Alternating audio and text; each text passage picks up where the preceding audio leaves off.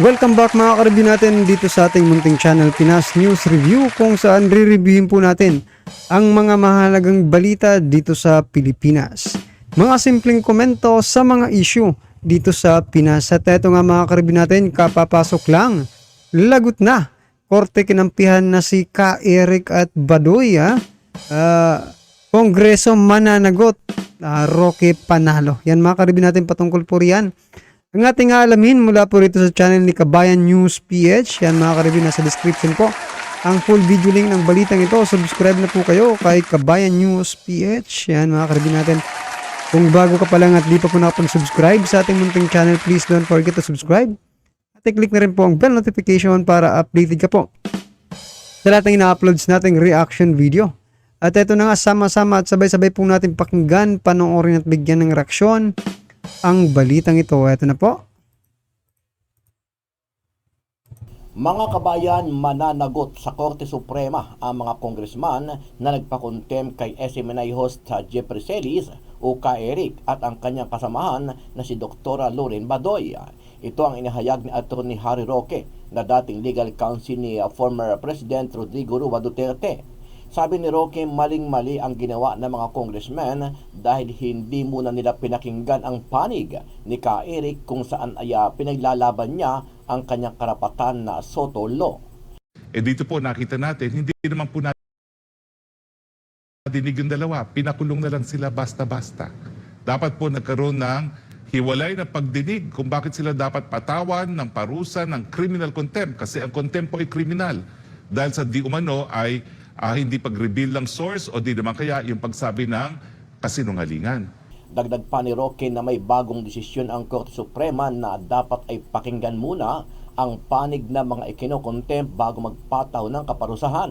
Maakma po yung desisyon ng Korte Suprema, yung pinakabagong desisyon ng Korte Suprema na kinakailangan pakinggan muna bago magpataw ng parusa na kriminal dahil ang contempt po, dahil ikaw nga po ay mawawalan ng kalayaan, no? Kinakailangan dinggin muna ang side ng mga kinokontempt. Ano ang masasabi mo dito, kabayan, sa ginawang paghahain ng apela ng kampo nila Ka Eric at Loren Badoy dito sa Korte Suprema?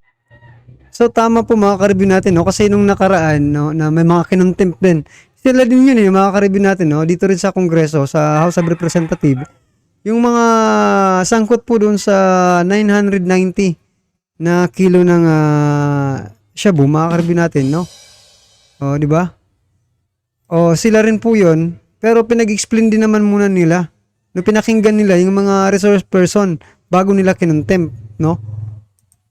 O, bakit ngayon ganito ang nangyayari mga ka-review natin dito sa kila Ka Eric at Doc Badoy, mga ka-review natin? Bakit ganito po yung pagtatrato ng Kongreso sa kanila? Samantala nung una mga ka-review natin, ay galit rin naman sila doon sa mga sa mga pulis na yon, no? Yung mga sangkot. Pero pinakinggan muna nila, no, mga ka-review natin, bago sila nagsabi ng contempt, di ba? So, bago nila kinontempt yung mga pulis na yun na kinulong nila diyan sa Kongreso, maging sa Senado nga po nakulong yun, di ba? Pero pinakinggan muna. Pero dito kaila Ka Eric, mga ka-review natin, parang di ba? Kinontempt agad mga ka-review, hindi pa contempt agad. So, yan, makikita po natin yung pagkakaiba, no?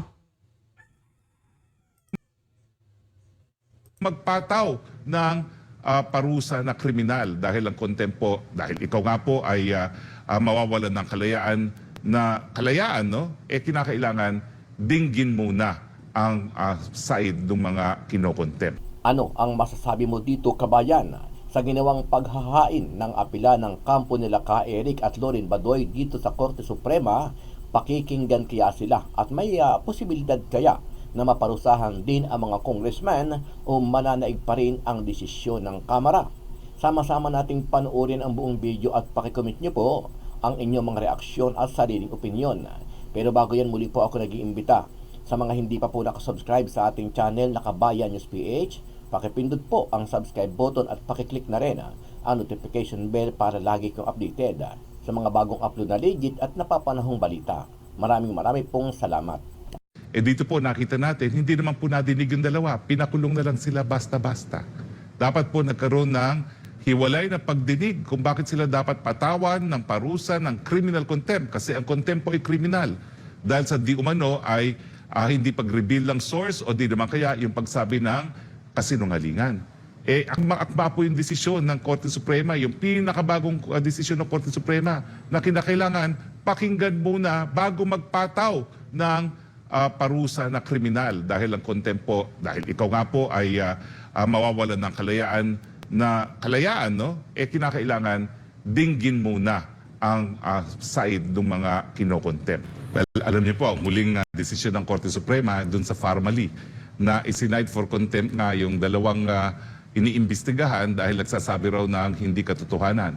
At ang sabi ng ating Korte Suprema, mali po yun dahil kinakailangan meron munang due process bago ipakulong. Dito po nakita natin, hindi naman po nadinig yung dalawa. Pinakulong na lang sila basta-basta. Dapat po nagkaroon ng hiwalay na pagdinig kung bakit sila dapat patawan ng parusa ng criminal contempt. Kasi ang contempt po ay kriminal. Dahil sa di umano ay hindi pag-reveal ng source o di naman kaya yung pagsabi ng kasinungalingan. So, kasi nga po mga karibin natin, itong mga kongresista, mga karibin natin, so excited, no? Excited po sila. Hindi ko po alam kung saan po sila excited, no, mga karibin natin. Pero, ganun po ang lumalabas eh. Parang gustong-gusto na nila talagang makulong si Doc Badoy at saka si Ka Eric, mga karibin natin. No? Yun nga po yung nangyari, mga karibin natin, no? Excited lang sila, pero halata naman, di ba?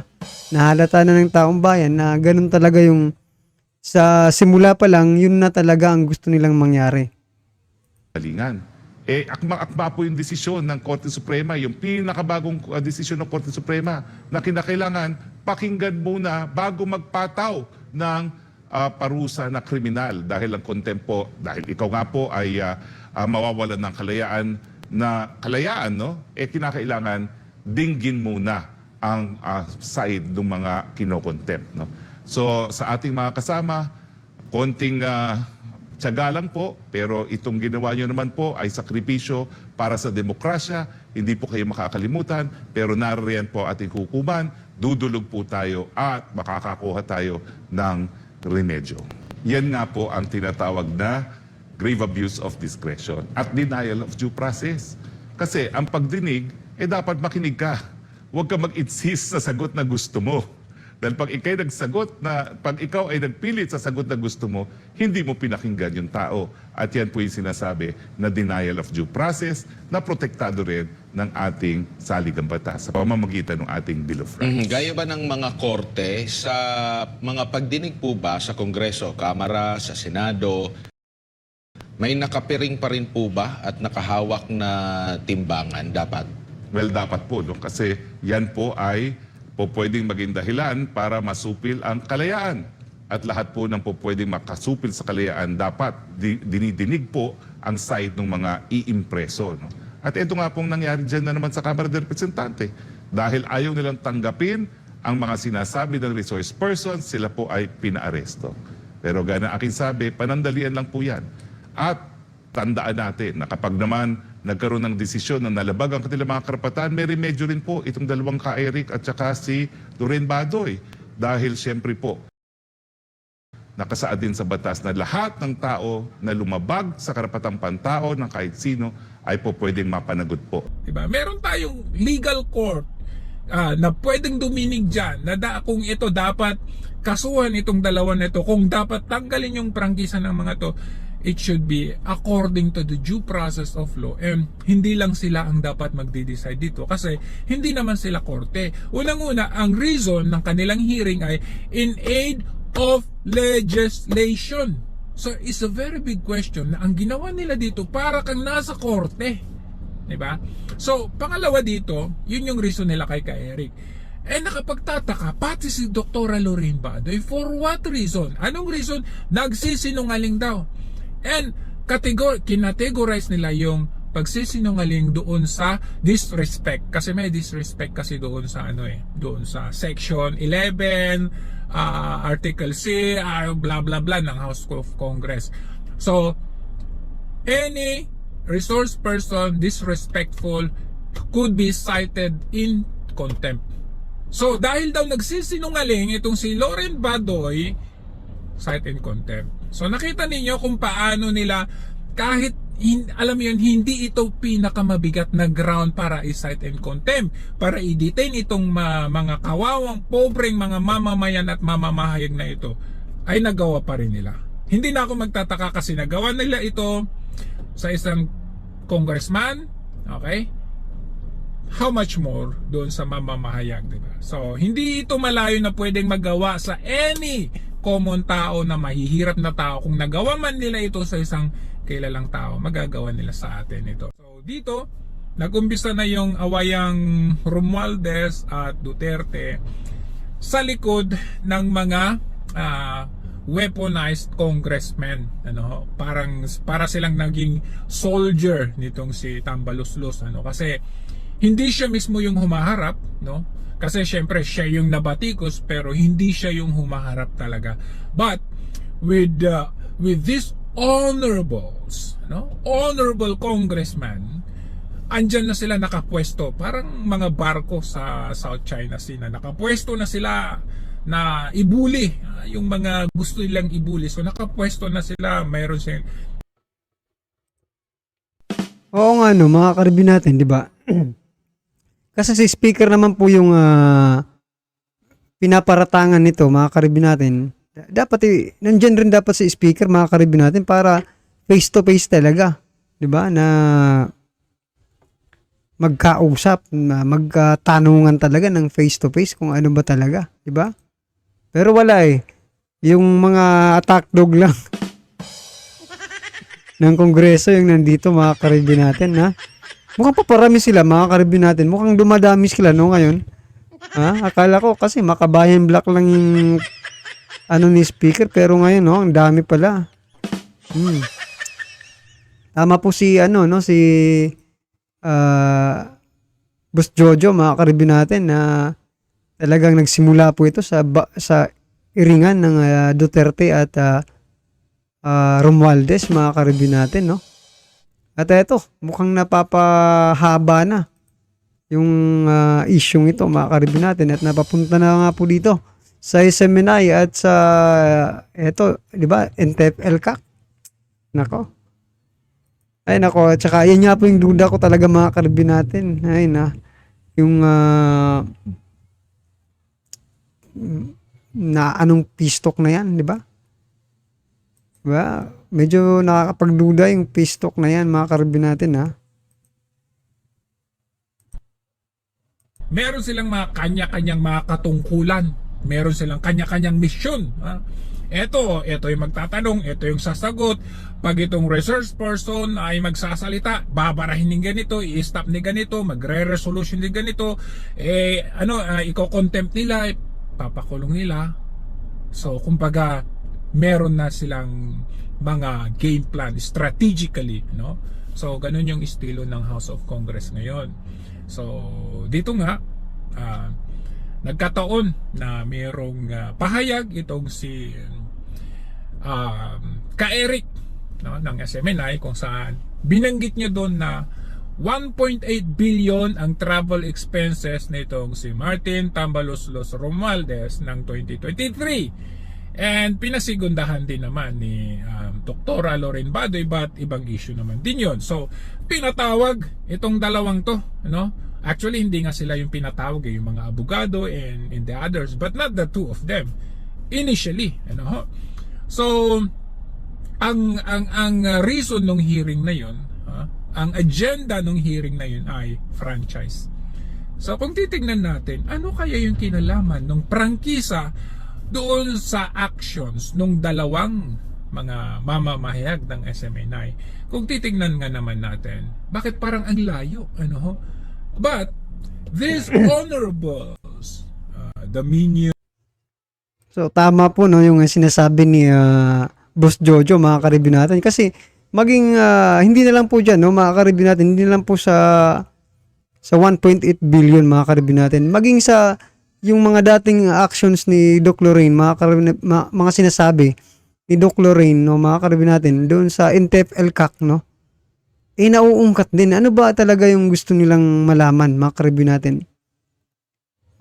Yung franchise, tama po, franchise naman po talaga yung pinag-uusapan. Napunta tayo sa 1.8 billion, mga ka-review natin na tinatanong. At napunta doon sa kay Doc Lorraine Badoy, kung saan binabatikos niya or sinasabi niya na si dating Vice President Leni Robredo, mga ka-review natin, kakampi, no? Or supporter ng mga makakaliwa.